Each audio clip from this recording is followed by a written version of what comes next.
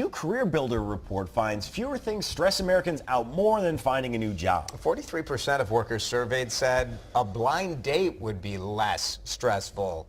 20% found it less stressful waiting for test results from a doctor. That is stressful to people. 2 in 5 workers say they're planning on changing jobs this year, and today we're finding out why January might be a good month for you to start that search. Local HR and recruitment expert Chris Dardis with Verseek joins us. You've got some of the do's and don'ts for job hunters. Great to have you with us, Chris. Thanks for having me back. I appreciate it. All right, January, a lot of people think like, I don't know, is it too early to get started? Right, January is probably the best time to get started for 2 reasons mainly. A lot of hiring managers are back from their holiday vacations and itching to get hiring processes started again.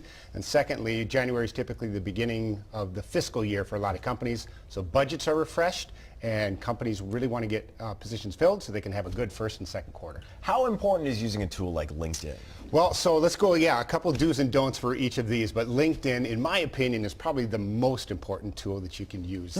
So a good do for LinkedIn is utilize it to look at the companies that you want to work for and start following those companies' pages, and then try to see if there's individuals in that company that are doing the job that you want to do. Reach out to them, write a personalized message inviting them for a cup of coffee or just an informational interview. Ask for help. A don't on LinkedIn is understand it is a social media platform, but don't treat LinkedIn like you treat your Facebook, your Twitter, and your Instagram. Keep it very professional on LinkedIn. Very smart. How about online applications? Online application, as arduous as some of these might be, they are awful. It takes forever to, not that I've ever searched for a job elsewhere, but no. From what I hear, they can be a real pain. They can be. So my do for that is, I've said this before, make sure you're tailoring your resume to match the job description from a keyword perspective. So if I was applying for a job, which I'm not, but I would want, as being a recruiter, I would want networking and interviewing listed all over my resume. So make sure that you tailor it. How do you find out what are the right keywords for the job you want? Read the job description, and if there's a number of jobs that are repeated in the job description, make sure that those are within your resume. Smart.